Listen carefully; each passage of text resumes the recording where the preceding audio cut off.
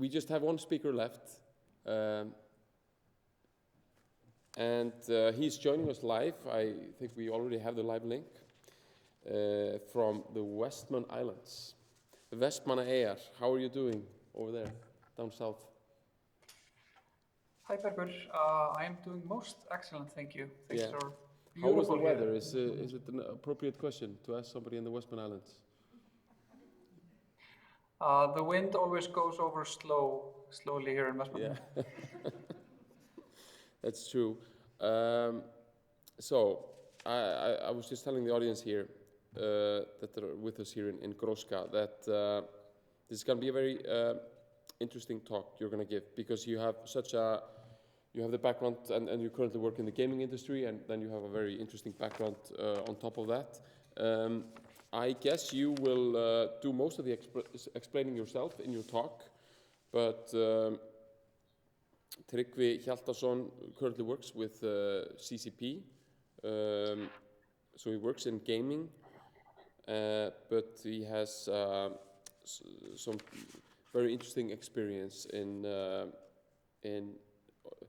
psychology and understanding human nature from very different viewpoints, and I think this will all be explained better here, but I think we can extract some very valuable insights towards behavior of people in terms of travel from his talk. So I will just give you the floor now. Your talk is called Experience Design and Customer Research, Lessons from the Gaming Industry. That's Tryggvi Hjaltason live from the Vestmannaeyjar. Thank you, Bergur.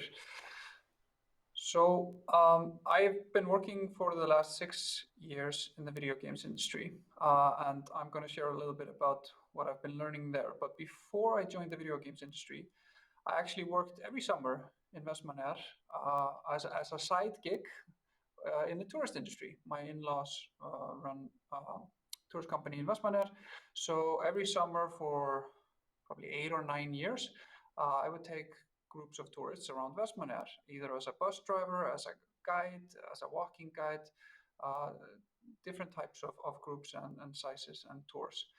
And because we're at the end of the day today, and I know we get tired after consuming so much interesting information, I want to take you on a little bit of relaxation exercise. So I'm going to ask you now, if you're holding a phone or you have a split focus, to put away your phone. If you're at home watching, to pull down all tabs and anything that might distract you, because I wanna go through something interesting that I experienced when I was guiding in Vestmannaeyjar. So we would take tours and groups all over Vestmannaeyjar, up to Heimaklettur, up to Eldfell, the volcano, down to the harbor area, around the sports area. There was one spot in Vestmannaeyjar that we had in these tours that seemed to have a magical element to it. And I want you to close your eyes now. I'm going to walk you through this spot. I'm going to see if I can paint a picture in your mind. So this spot is at a place called Stórhöfði, which is the southernmost tip of Vestmannaeyjar. And to get there, let's say we are on a bus tour. We need to drive up a really steep road. You're in a bus, in a group with other people. You don't know exactly when the next stop is going to be. You're looking around, the nature is beautiful. And then we stop on a small parking lot in the middle of this slope. It's very steep. The bus is parked. You go out of the bus, and there's a railing that you need to cross. And once you cross that, you're basically in an area full of sheep. And there's a roughly guided trail that you need to walk. And you need to walk it up a hill, a ridge line, and on the other side of it, the explosion of the ocean view runs into your face, and as soon as you cross the hill, you don't hear the cars anymore, you don't see any sort of human development, you don't see the parking lot or other cars, you're just in pure nature. And this is only about 30-40 seconds from the parking lot. Sheeps are walking alongside you. You need to mind your steps because we don't have like a paved trail or anything like that. And there's sheep dropping all over the place. And then you walk up to a cliff. And in the cliff there is a slope, and the slope is all bumpy. Why is it bumpy? It's bumpy because puffins have been living there for hundreds and hundreds of years. The slope is filled with puffins. You can hear the birds, and you can touch the sheep. They will come up to you, and you look down over a cove called Klauvin, which is a black sand beach, and about every other day in the summer you will see whales there, usually orcas, killer whales, but also minke whales and different types of whales. So this is the scene. I'm not going to go deeper into this, but I hope you managed to visualize it a little bit in your mind, because at this spot I have seen hundreds of people break down and cry. The emotion, the experience of going to this spot is so overwhelming for them that they start crying. And I sincerely hope that for you guys in the tourist industry that you've run through this moment where you're delivering such a deep sense of value to a human being that he just can't contain their emotion, and he breaks down and starts crying. So I thought for an exercise with you guys, I want to try and break down with you why. Why do people become so overwhelmed at certain spots in nature that we can offer here in Iceland? And I'm gonna share a little bit of what I've learned through technical design and player research in the gaming industry that may shed some light on this. So I'm going to share my screen now real quickly. I'm not actually going to show a lot of slides, but I'm going to show a couple. So the background is video games. Why? Why and how could video games be related to what we're talking about? Well, if I give you a little bit of background on the industry today, we have 2,600 million video game players today in the world. And this is last year's numbers. This is expected to rise by another 125 million this year and another 125 million after that. So it's very rapidly spreading across the globe. And what that means is this is quickly becoming one of the biggest cultural shaper in modern societies. The video games today already outnumber both the movie industry and the music industry in terms of revenue, actually by a wide margin, and it's closing in on sports as well. The biggest avenues and events in the world today are mostly video games related. The FIFA World Cup is still the biggest event on the planet today, but like the finals match in a game called League of Legends is drawing up to 200 million people at peak viewership. This is becoming a massively big industry. And this has relevance to us because gaming companies invest yearly hundreds of millions of dollars and sometimes billions into player research and gather behavioral data. What is super interesting about working in the gaming industry is you have such a strong access to what do human beings actually do, and you can measure it, and you can follow up with feedback on so many levels. And I actually believe it's unparalleled in most cases. So what has the gaming industry been learning? One of the things I think the gaming industry and the tourist industry have in common is we are in the business of memory installation. So if you think about yourself, what are you as a human being? You're mostly, the way you experience yourself is you're a collection of experiences. You're a collection of memories. And that is how you define yourself. That is how you look towards the future. That is how you assess risk. That is how you decide if you're a successful or an unsuccessful person, a happy person or a sad person, and everything there in between. And your experiences shape you. If you've burned yourself using fireworks in the past, you will be more timid in approaching fireworks in the future, most likely. So how are memories mostly formed and regulated in the brain? This is something that games actually think about a lot. And I was very happy to see the previous talk because she talked a lot about the importance of emotions. I could not agree more. Emotions are the biggest behavioral drivers of man. And I wish the talk today could only be about emotions. I could spend 3 hours just delving into emotions with you. They're extremely interesting and powerful vehicles of human change and thought. But I want to delve into it from the perspective that we're thinking about here. Emotions are shapers and keepers of memory. The way we are able to recollect our memories, the way we differentiate between what memories are important and which ones are not, is primarily through emotional biological factors. And emotions are biological responses important to our welfare, activated by the scanning of our environment by our brain and or perceived scarcity. So I'm just going to take a couple of examples. Think about your spouse, if you have a spouse today, like my wife.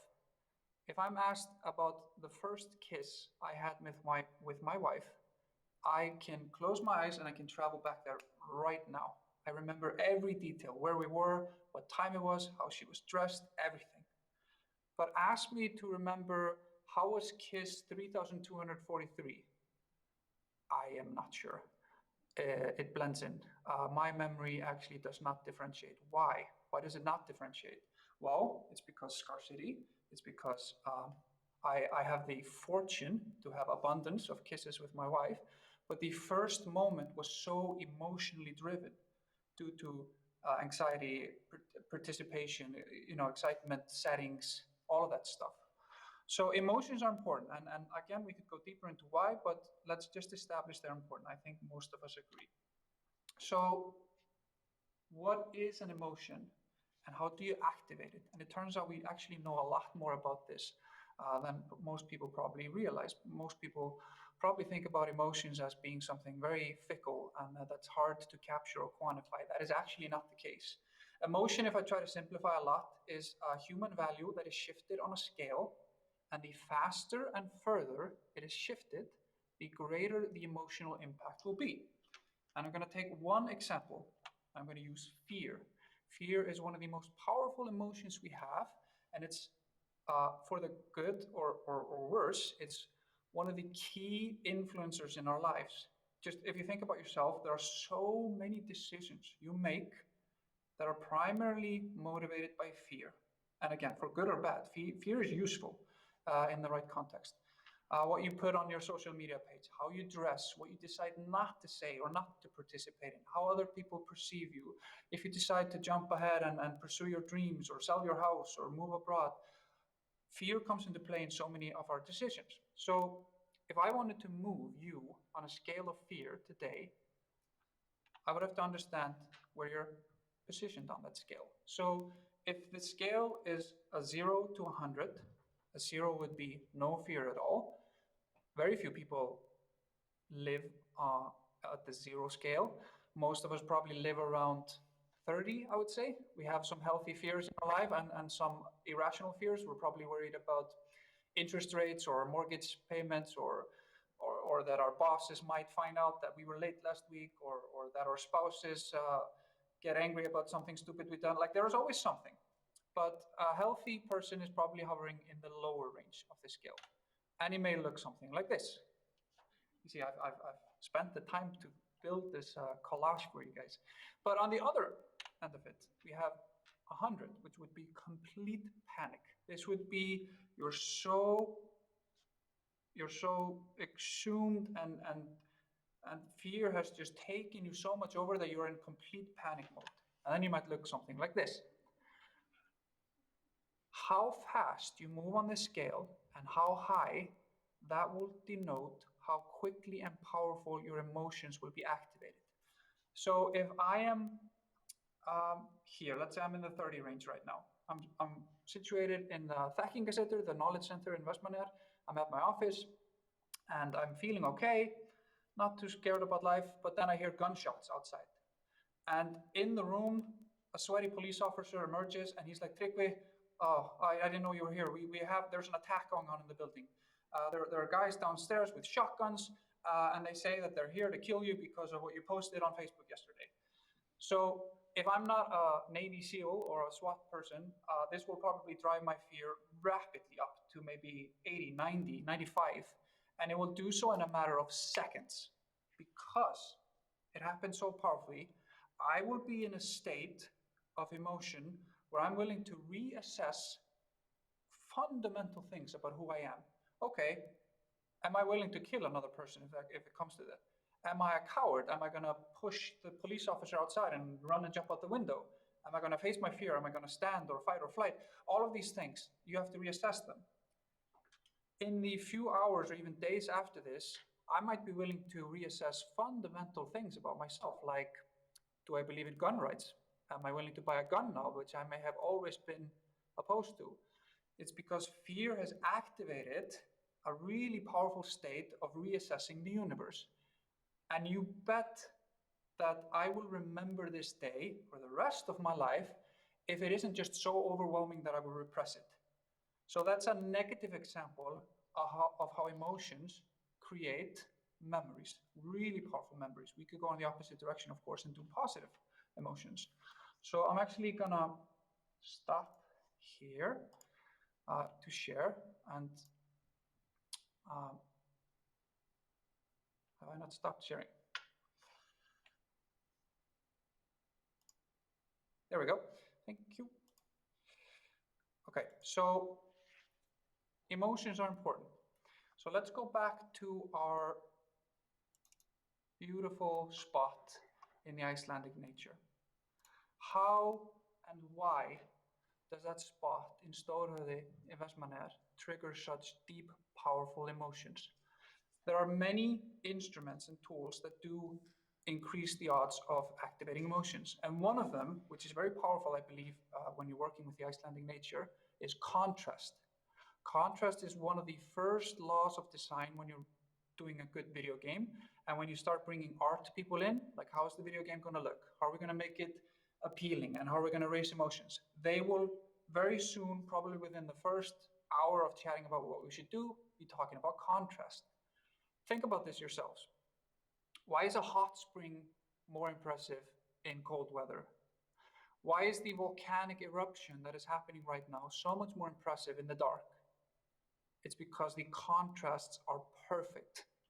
And for Stórhöfði, the contrasts there are actually quite powerful. You're in a bus, you're driving on a paved road, you're actually coming from the town area, and then just a few seconds after you step off the bus, the parking lot disappears, all signs of civilization disappear, and you're in pure nature within a touching distance of an animal, and you see birds and you see whales. Boom, extremely powerful contrasts. Anything you can do to enhance contrast in the experiential design of the product or nature or place that you have will enhance the likelihood that you're activating powerful emotions and thus increasing the likelihood that you're creating memories and thus shaping character. A second instrument would be a tactile or sensory experience. So guide them to touch specific elements. And when I say them, I mean the customer, the tourist. It's actually incredible, and I did tests on this when I went with so many groups. If you don't tell people that they can touch stuff, especially if they're Americans, they won't touch stuff. It's incredible. Us Icelanders, we just go and touch everything we want, but most people are actually not like that. Give them the freedom, give them the permission. You can touch stuff, touch the ground, feel how smooth the grass is. I've had so many people say, wow, the grass in Iceland is really smooth. Why? Well, it's because we have so much rain. I used to live in the desert in the US, and the grass there was hard. It had a different element to it. So what if there's like wind or heavy rain? What I come to learn about that spot is that was actually a plus in some cases, because a wind and a heavy rain is a very tactile, it's a sensory experience. So give them the context. Give them the context of what they are experiencing. All right, there's heavy wind. You're experiencing the world's cleanest air forcing itself from a place of activation that happened in the nearby ocean when whales were swimming around. That's how the wind started moving. And now it's entering your nostrils and it's filling your lungs with pure Icelandic goodness. And this is the purest stuff you can get from nature. Paint the picture and force the brain, and this is an important point. I'm going to say it slowly and I'm going to say it twice. Force the brain to create visual stimuli. Force the brain to create visual details which forces human beings to be present in the moment. If you've started to visualize stuff, that's why I made you close your eyes in the beginning. And if you did that exercise with me, you realized that you were here in the moment with me. So help the tourist, help the customer be there in the presence. And that may require a little bit of assistance in putting things in context and giving them that added tactile sensory experience. So for Stórhöfði, going back to my magic place here in Vestmannaeyjar, I allow them to touch Lundahola, a puffin hole where the puffins used to live, which is there's an abandoned Lundahola right where we come over, and I allow them to feel it. The sheeps are getting used to people there, so they will come up to you, and I allow them to pet the sheeps. They have to walk through an uneven path, so they feel the path in their ankles, and they have to struggle a little bit for it. This is all very tactile and sensory. And if the weather is bad, that actually may not be such a bad thing. Because for a lot of people, they've actually not been outside in a really bad weather for a long time. So that actually may be what it will definitely shape a memory. So it's up to us to have that, don't let them know that that's a bad thing. All right, third thing. This is, I believe, one of the most important elements in almost anything that you try to build in terms of experience. It's purpose. Clarify the purpose. We all want to lead purposeful, meaningful lives. Help the customer frame for their memory banks for later use, what was the purpose of the experience that they're experiencing now with you? Because for most people, we assign meaning to our experiences afterwards. We actually, when we're going through something massive, like the police officer coming in here in the building telling me about gunshots, I don't assign meaning to it right then. I will do it afterwards when I start going back to the memory and assess it all over again. You can help frame what that meaning is. So for Stórhöfði, I would say something like, congratulations, you are now standing in completely pure nature.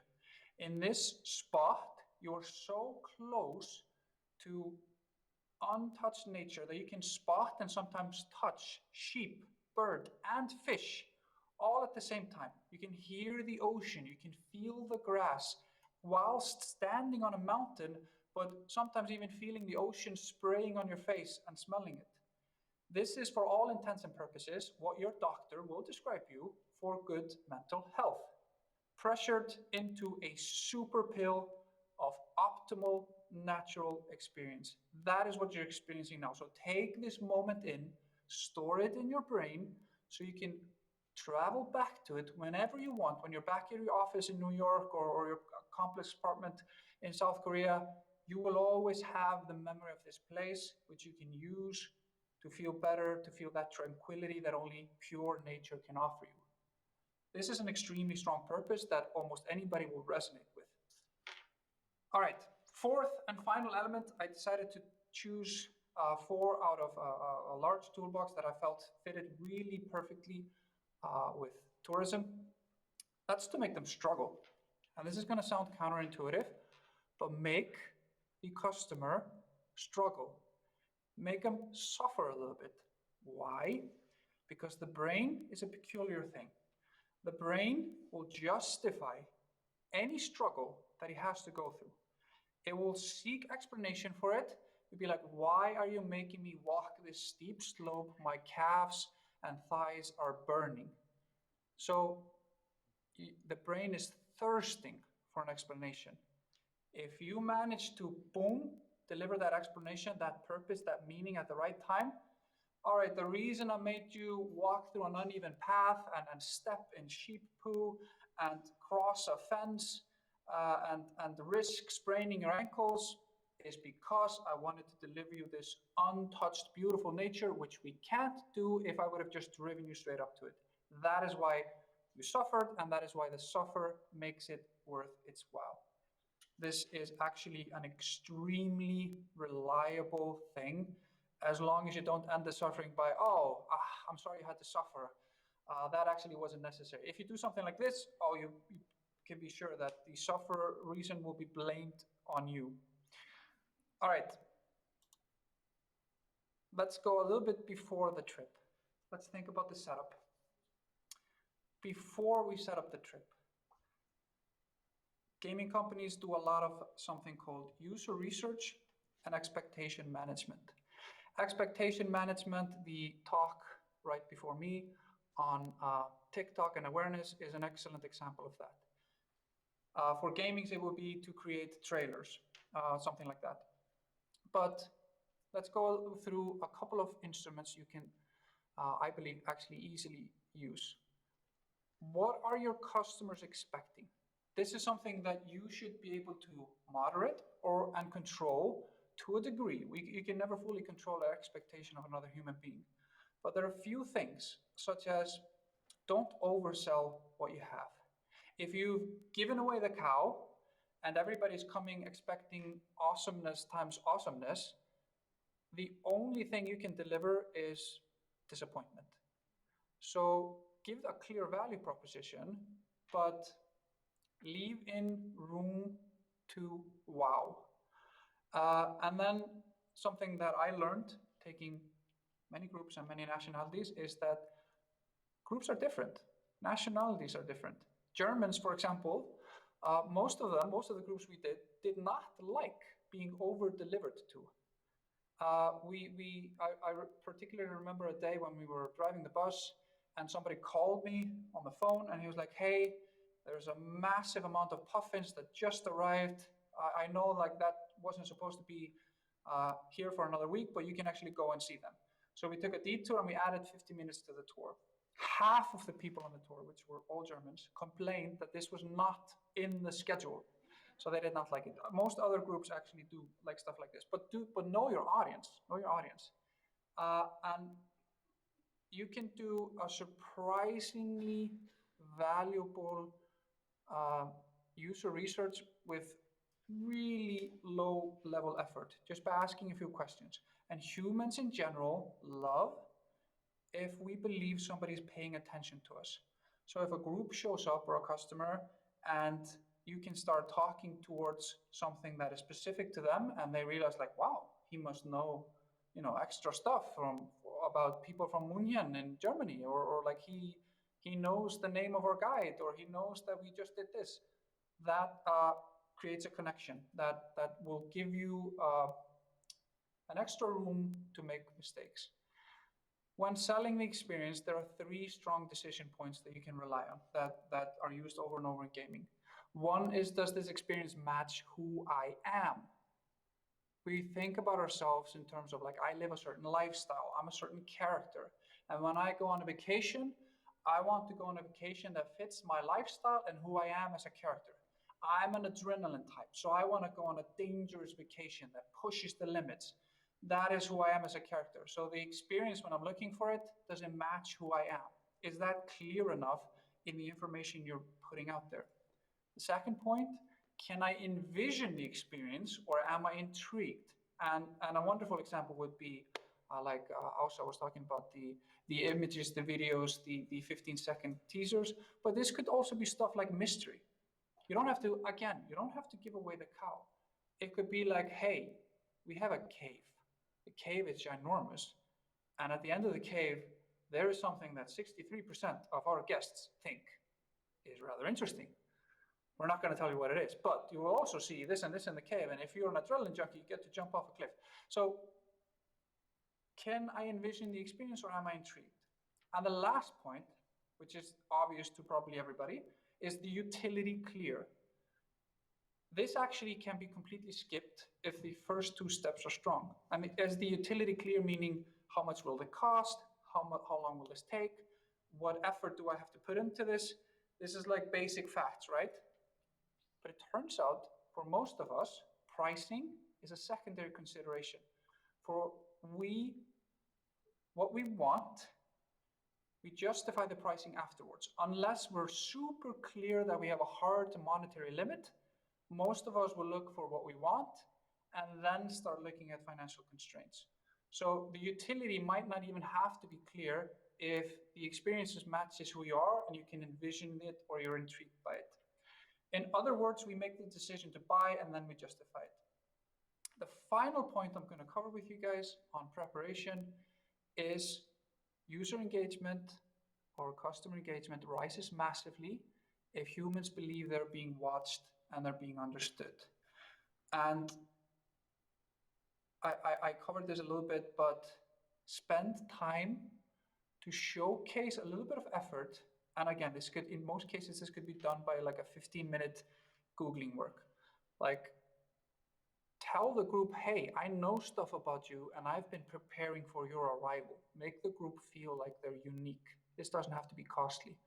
As soon as the group feels that, they will form a weak, yes, but a personal connection, which will mean that they're willing to lean more into your bosom and trust you for their journey. So then you're in a lot stronger position to frame what is the purpose and meaning of this journey that you're taking with me.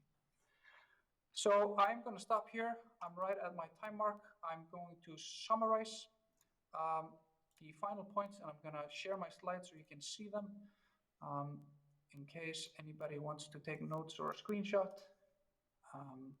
Let's do it like this. So the experience, you're looking for aiming for raising emotions. You're looking for delivering contrast. You're looking to offer tactile and sensory experience. You're looking to force the brain to visualize in detail. You're looking to clarify the purpose, and don't forget to make them suffer. In the setup, expectation management, offer strong decision points, and know the customer.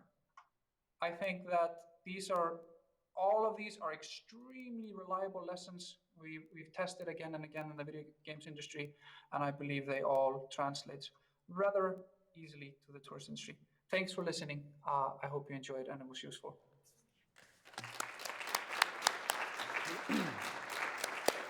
Thank you.